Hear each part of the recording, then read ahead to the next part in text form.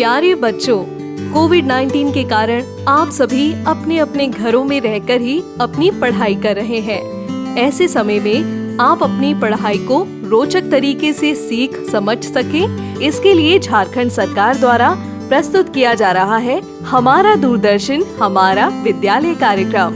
इसके माध्यम से आप प्रत्येक दिन सोमवार से शुक्रवार तक पूर्वाह्न 10 से 12 तथा अपराह्न 1 से 2 बजे तक अपनी अपनी कक्षाओं के अनुरूप कार्यक्रम देख सकेंगे। अब पढ़ाई नहीं रुकेगी। स्कूली शिक्षा एवं साक्षरता विभाग झारखंड।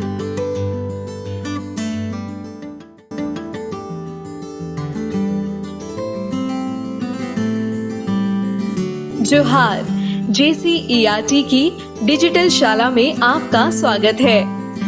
आज के सत्र में हम कक्षा 6 के भूगोल विषय के पाठ पृथ्वी के प्रमुख स्थल रूप के बारे में जानेंगे।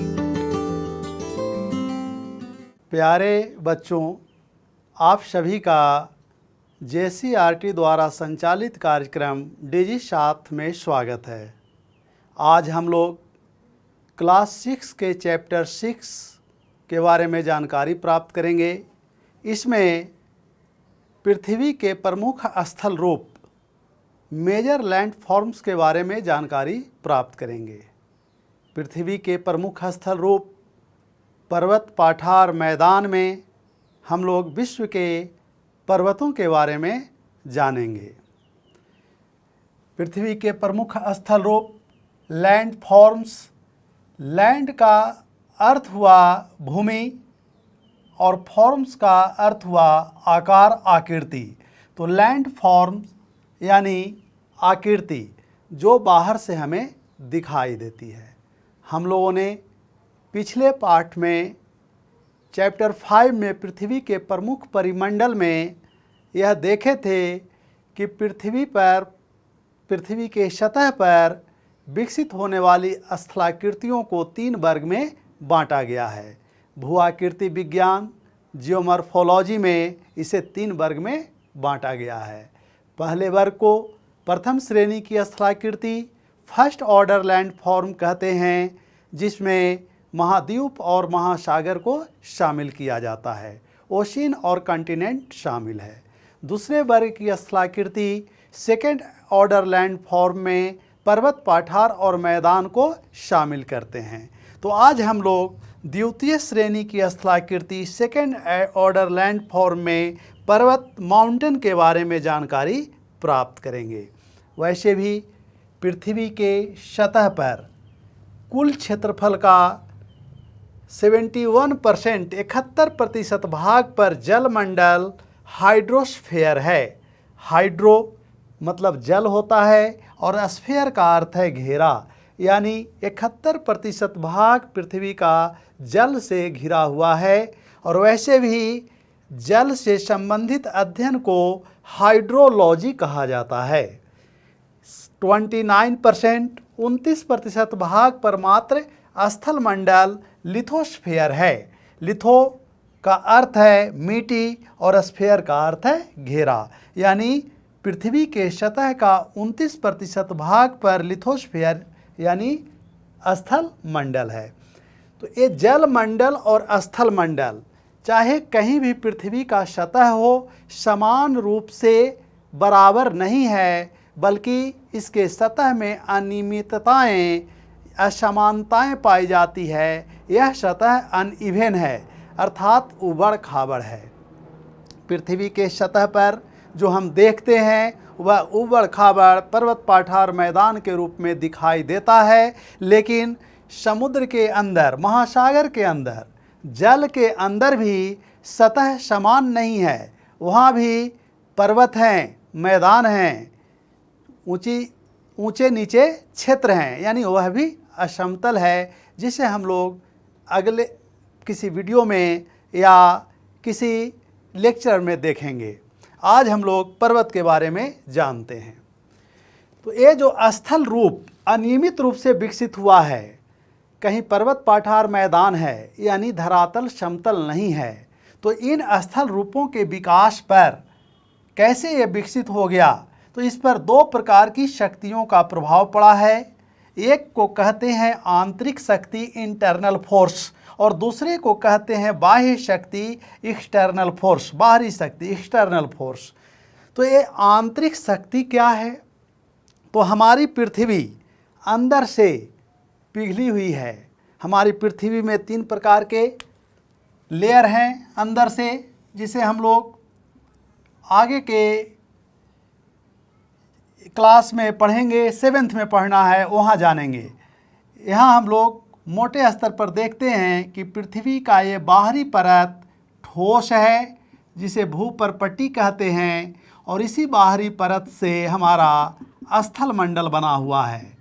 बीच वाला भाग तरल है, जिसे मेंटल कहते हैं, यहाँ चट्टानें पिघली अवस्था में है, और यह केंद्रीय भाग भी ठोस अवस्था में है, जिसे कोर कहते हैं, क्रोड़ कहते हैं। तो यह बीच वाला भाग जो तरल अवस्था में है, जिसे मेंटल कहते हैं, यहाँ चट्टानें पिघली हुई अवस्था में है, और पिघलने का कारण है अत्यधिक दाब एवं ताप, जिसके कारण यह पिघल गया है। तो इस पिघली हुई चट्टानें जो मैग्मा के रूप में है, पृथ्वी के सतह पर दरार या छिद्र द्वारा बाहर निकलता है मैग्मा, जिससे हम लोग आगे देखेंगे ज्वालामुखी का निर्माण भी होता है।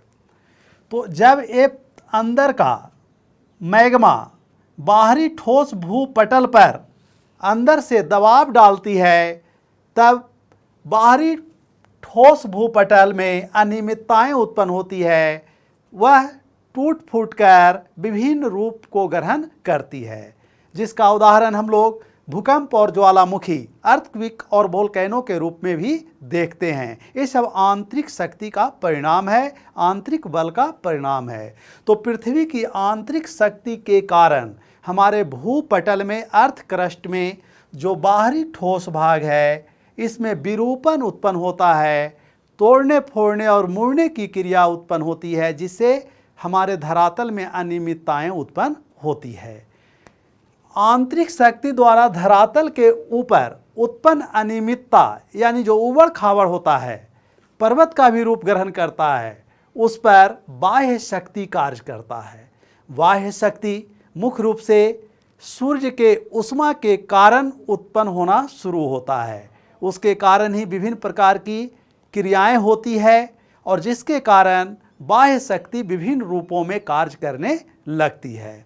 बाह्य शक्ति एक्सटर्नल फोर्स के द्वारा उबड़ खाबड़ जो स्थलाकृति है, उसमें लंबे समय तक संशोधन का कार्य होता है, मॉडिफिकेशन होता है, और जिससे कई प्रकार की स्थलाकृतियों का निर्माण होता है।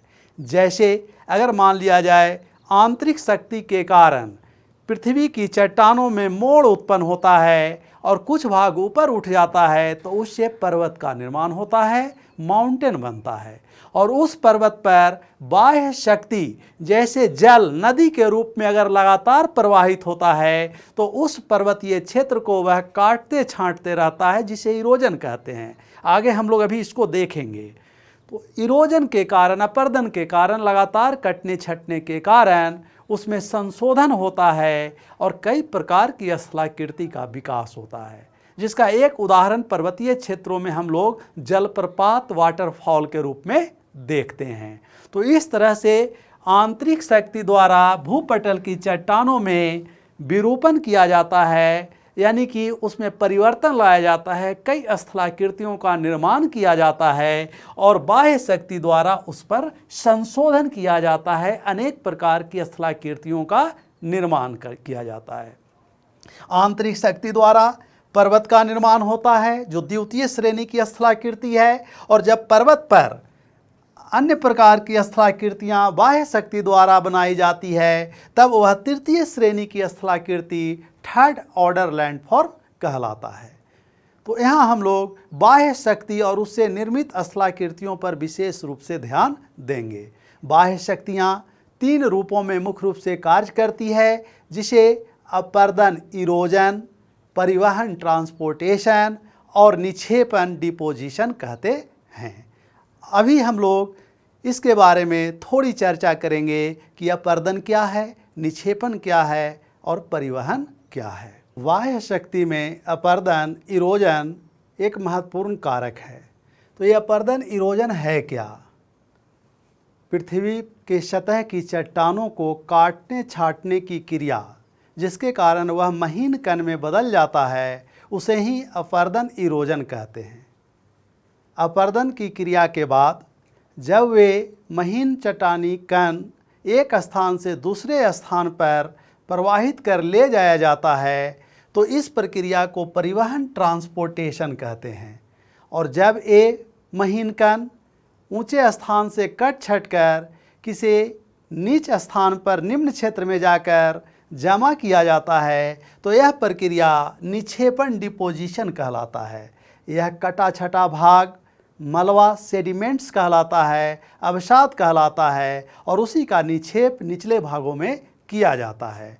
तो इस प्रकार से अपर्दन काट छांट की क्रिया है। कटे छटे पदार्थ को एक स्थान से दूसरे स्थान पर ले जाना परिवहन है और जहां जमा किया जाता है इन कटे छटे अवसाद को मलबा को वह निक्षेपण कहलाता है। तो ये अपर्दन परिवहन और निक्षेपण किसके द्वारा होता है? तो ये कार्य करने वाली शक्तियाँ दूत या एजेंट कहलाते हैं और ये मुख्य रूप से 5 प्रकार के होते हैं।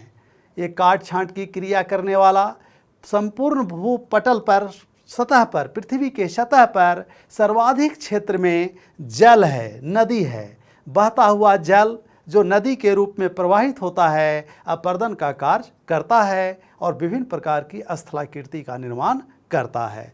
नदी के बाद दूसरा प्रमुख कारक पवन विंड है। भूगोल में वायु और पवन में थोड़ा तकनीकी अंतर है जिसे समझना चाहिए।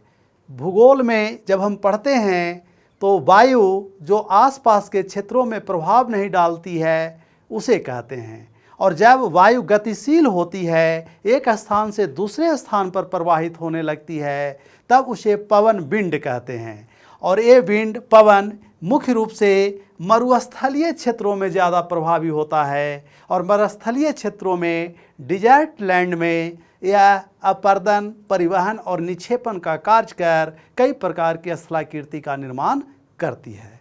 उसी तरह से समुद्री तरंग समुद्र के तट पर तटीय क्षेत्रों में काट छांट करती है और अनेक प्रकार की स्थलाकृतियाँ बनाती है जिसमें समुद्री बीच यानी सी बीच समुद्री तट का नाम सुने होंगे जहाँ लोग घूमने जाते हैं। भारत में भी मैरीना बीच जिस पर चेन्नई शहर स्थित है काफ़ी लोकप्रिय है। उसी तरह से भूमिगत जल अंडरग्राउंड वाटर भी भूमि के अंदर कई प्रकार की स्थलाकृति का निर्माण करता है, लेकिन यह मुख्य रूप से वैसे क्षेत्रों में कार्य करता है जहां चूना पत्थर मिट्टी में अधिक होता है जिसके कारण जल से प्रतिक्रिया कर चूना गलता है और कई प्रकार की भूमिगत स्थलाकृति का निर्माण करता है। हिमानी हिम नदी यानी ग्लेशियर यह ऊंचे पर्वतीय क्षेत्रों में जहां बर्फ़ के रूप में जल बदल जाता है और ध्रुवीय प्रदेशों में ठंड के कारण जल बर्फ़ के रूप में जम जाता है वहाँ कार्य करता है और कई प्रकार की स्थलाकृति का निर्माण करता है। तो इस तरह से बाह्य शक्तियाँ हैं जो पृथ्वी पर कार्य करती है और अनेक प्रकार के स्थलाकृतियों का निर्माण अपर्दन परिवहन और निक्षेपण कार्य के द्वारा करती है। तो आइए हम लोग अभी पर्वत के बारे में देखते हैं जो विश्व के बहुत बड़े क्षेत्र पर फैला हुआ द्वितीय श्रेणी की स्थलाकृति है, उसके बारे में जानकारी प्राप्त करते हैं।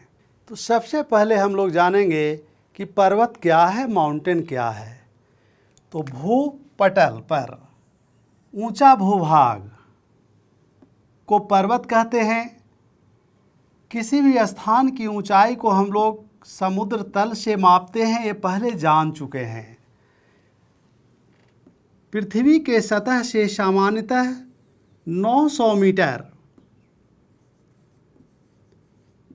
औसत ऊंचाई 900 मीटर से अधिक ऊंचे भाग को पर्वत कहा जाता है। इसका आधार चौड़ा होता है और शीर्ष ऊपर वाला भाग नुकीला होता है। तो भूपटल पर पृथ्वी के सतह से औसत रूप से 900 मीटर से अधिक ऊंचा भूभाग जिसका आधार चौड़ा होता है और शीर्ष नुकीला होता है, पर्वत कहलाता है। ये पर्वत उत्पत्ति के दृष्टिकोण से, बनने के दृष्टिकोण से 4 प्रकार के होते हैं। मोड़दार पर्वत, फोल्ड माउंटेन, इसे बलित पर्वत भी कहते हैं। भ्रंशोत्थ पर्वत, ब्लॉक माउंटेन, या इसे खंड पर्वत भी कहते हैं, ब्लॉक यानी खंड। ज्वालामुखी पर्वत, वोल्केनिक माउंटेन, ज्वालामुखी क्रिया के एक समय इसकी उत्पत्ति होती है। अवशिष्ट पर्वत, रेसिडुअल माउंटेन, ये 4 प्रकार के पर्वत होते हैं। अब आइए इनको एक एक कर देखते हैं। तो मोड़दार पर्वत, नाम से ही स्पष्ट है कि ये मोड़ पड़ने के कारण उत्पन्न होता है। ये भूपटल की चट्टानें जिस पर अगर दोनों ओर से दबाव पड़े, दबाव शक्ति इधर से भी काम कर रहा है और इधर से भी, दबाव शक्ति, कंप्रेशनल फोर्स,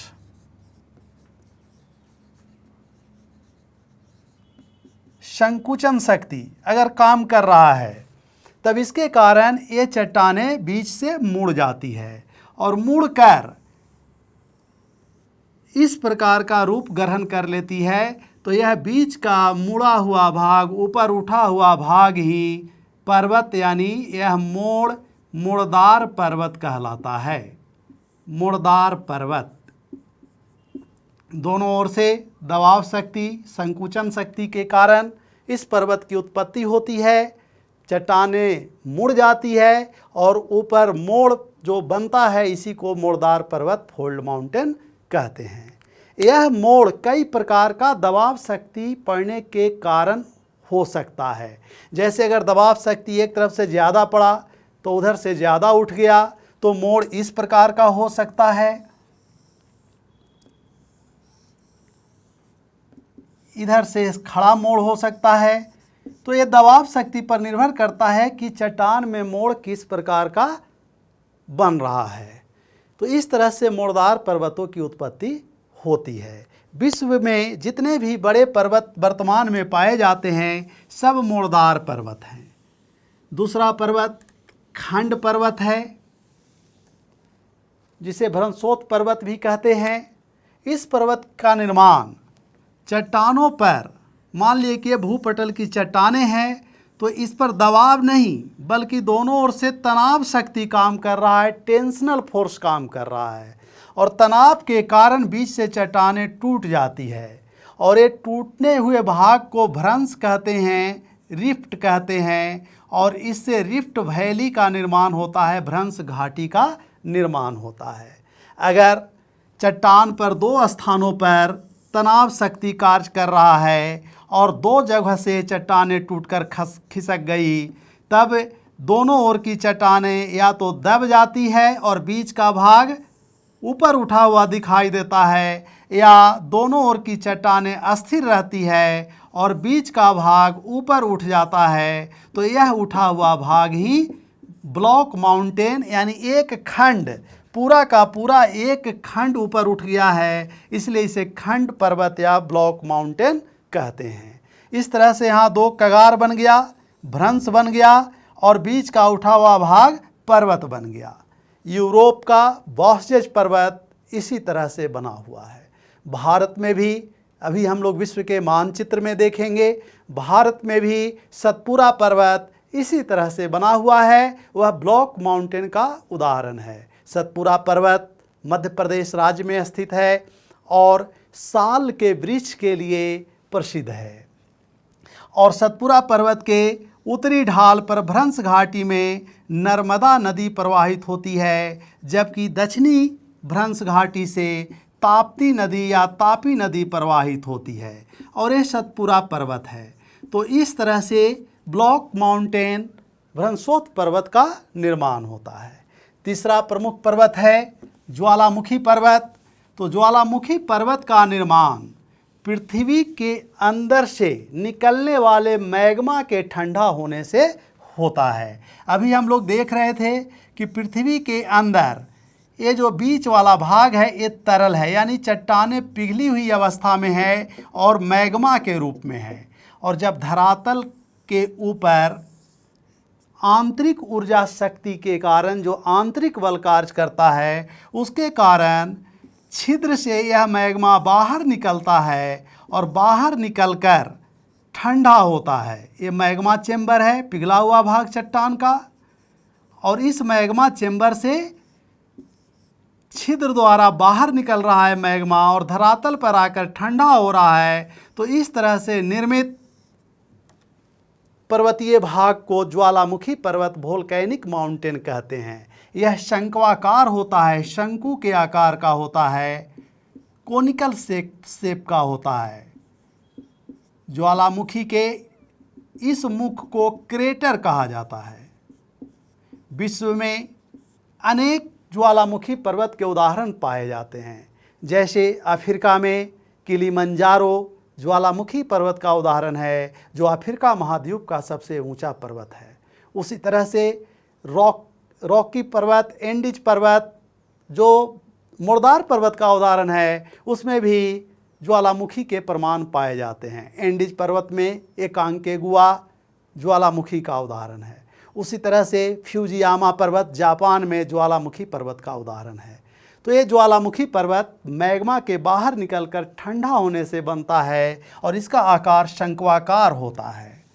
चौथा पर्वत जो अवशिष्ट पर्वत है, अवशिष्ट पर्वत का निर्माण अलग से नहीं होता है अन्य पर्वतों की तरह, बल्कि पहले के जो 3 पर्वत हैं, मुर्दार पर्वत, भ्रंशोत पर्वत या ज्वालामुखी पर्वत, तो इन पर्वतों पर लंबे समय तक अपर्दन की क्रिया होती है, काट छांट की क्रिया होती है। विशेष रूप से मुर्दार पर्वतों पर तो वह कट छांट कर अपने मौलिक रूप को खो देता है, यानी उसमें परिवर्तन हो जाता है, उसकी ऊंचाई काफ़ी कम हो जाती है और इस कम ऊंचे पुराने पर्वत को ही अवशिष्ट पर्वत, रेसिडुअल माउंटेन कहते हैं।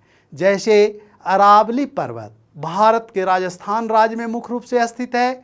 यह विश्व का सबसे प्राचीनतम पर्वत है और यह अवशिष्ट पर्वत का उदाहरण है। कभी यह हिमालय की तरह ऊंचा बल्लित मुर्दार पर्वत था। उसी तरह से अफ्रीका महाद्वीप में दक्षिण अफ्रीका देश में ड्रेकेनबर्ग पर्वत, ड्रेकेनबर्ग अवशिष्ट पर्वत का उदाहरण है। अरावली भारत में राजस्थान में, अफ्रीका में ड्रेकेनबर्ग पर्वत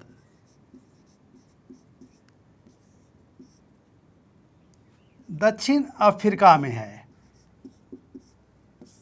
ये भी अवशिष्ट पर्वत का उदाहरण है। तो ये पुराने पर्वत हैं, कभी इसकी ऊंचाई काफ़ी अधिक थी, बाद में अपर्दन की क्रिया के कारण कट छट कर अवशिष्ट रूप में रह गया है। तो इस तरह से पर्वत 4 प्रकार के होते हैं। प्यारे बच्चों, आइए अब विश्व के मानचित्र पर इन पर्वतों को देखते हैं। सबसे पहले मुर्दार पर्वत को देखते हैं। यह भारत है, हमारा देश है, और भारत के उत्तरी भाग में ये जो गहरा लाल रंग को देख रहे हैं, ये हिमालय पर्वत है। हिमालय पर्वत विश्व का सबसे नवीन मुर्दार पर्वत है। इसका भी निर्माण संकुचन शक्ति, दबाव शक्ति के कारण हुआ है। यह विश्व का सबसे ऊंचा पर्वत है और इसी में विश्व की सबसे ऊंची पर्वत चोटी माउंट एवरेस्ट स्थित है। माउंट एवरेस्ट नेपाल में स्थित है और इसकी ऊंचाई समुद्र तल से 8,848 मीटर है। भारत में हिमालय में स्थित सबसे ऊंची चोटी सिक्किम राज्य में कंचनजंगा है। कंचनजंगा की ऊंचाई 8,598 मीटर है। भारत की सबसे ऊंची चोटी हिमालय के उत्तर में स्थित काराकोरम श्रेणी में है। काराकोरम श्रेणी भी मुर्दार पर्वत है। काराकोरम में माउंट केटू भारत की सबसे ऊंची चोटी है, जिसकी ऊंचाई 8,611 मीटर है। तो हिमालय पर्वत एशिया महाद्वीप में है। अगर दक्षिण अमेरिका में देखें तो दक्षिण अमेरिका के इस पश्चिमी तट पर एंडीज पर्वत फैला हुआ है उत्तर से दक्षिण तक पश्चिमी तट पर। और यह एंडीज पर्वत विश्व की सबसे लंबी पर्वत श्रेणी है। जैसे हिमालय सबसे ऊंची है, उसी तरह से एंडीज सबसे लंबी पर्वत श्रेणी है।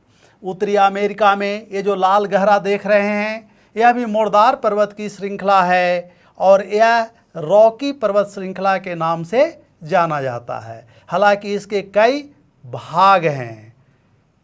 उत्तरी अमेरिका के बाद अफ्रीका महाद्वीप में उत्तरी भाग में यह भाग जो देख रहे हैं मोरदार पर्वत एटलस स्थित है। यूरोप के दक्षिणी भाग में यह लाल गहरा भाग मोरदार पर्वत श्रृंखला का आल्प्स पर्वतीय क्षेत्र है, यानी आल्प्स पर्वत मोरदार पर्वत है।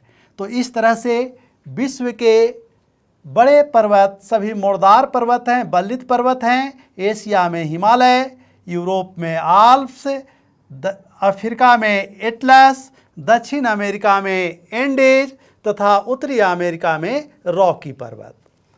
ज्वालामुखी पर्वत में इस क्षेत्र में जो प्रशांत महासागर के किनारे किनारे का क्षेत्र है, जिसे अग्नि मेखला भी कहते हैं, ज्वालामुखी का क्षेत्र है, रिंग फायर कहते हैं। तो इस क्षेत्र में जापान में फ्यूजियामा, अफ्रीका महाद्वीप में किलिमंजारो पर्वत पूर्वी भाग में, इथोपिया में माउंट केनिया केनिया में, और जागृत ज्वालामुखी के रूप में ज्वालामुखी पर्वत कैमरून में पश्चिमी भाग पर स्थित है। एंडीज पर्वत में एकांके गुआ स्थित है ज्वालामुखी पर्वत। तो इस तरह से कई ज्वालामुखी पर्वत विश्व में पाए जाते हैं। उसी तरह से अभी हम लोग चर्चा कर रहे थे भ्रंशोत ब्लॉक माउंटेन। तो ब्लॉक माउंटेन वासजेज पर्वत जहां राइन नदी घाटी स्थित है, इस क्षेत्र में है जहां जर्मनी स्थित है।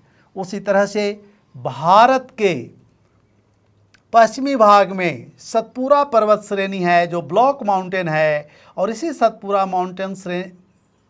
माउंटेन के उत्तरी भाग में नर्मदा नदी और दक्षिणी रिफ्ट वैली से ताप्ती नदी प्रवाहित होती है। हमारे राज्य में भी दामोदर नदी इसी तरह की भ्रंश घाटी से प्रवाहित होती है।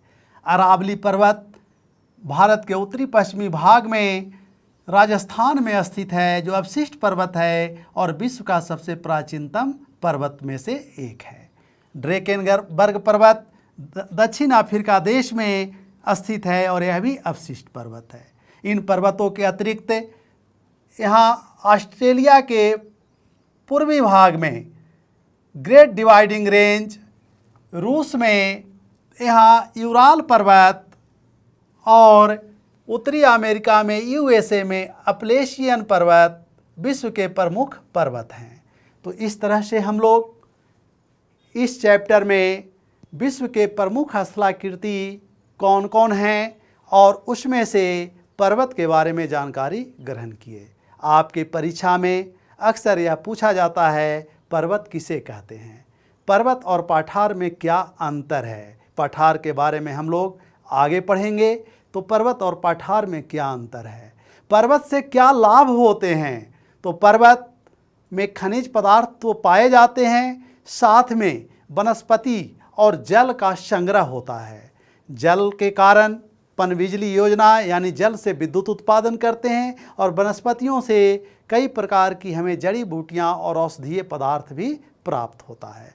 वह पर्यटन का एक प्रमुख केंद्र होता है पर्वतीय क्षेत्र। तो इस तरह से पर्वतों से कई लाभ होते हैं, इसके बारे में पूछा जाता है। साथ में विश्व में सबसे ऊंचा पर्वत कौन है, सबसे ऊंची चोटी कौन है, लंबा पर्वत कौन है, और क्या केवल स्थल भाग पर ही पर्वत पाए जाते हैं। तो नहीं, पहले हम लोग देखें कि ये जो नीला वाला भाग समुद्र है, तो समुद्र भी का सतह भी समतल नहीं है, बल्कि इसमें भी कई प्रकार की स्थलाकृतियाँ पाई जाती है, जिसमें पर्वत भी हैं।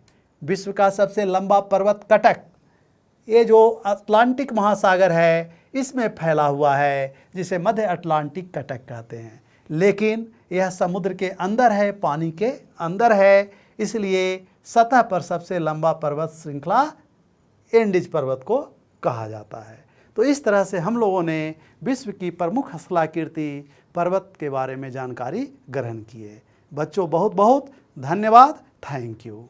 इस प्रसारण से संबंधित सुझाव, अपने प्रश्न इत्यादि आप हमें jcerg@gmail.com तथा टोल फ्री नंबर 1800 5728 585 पर संपर्क कर सकते हैं।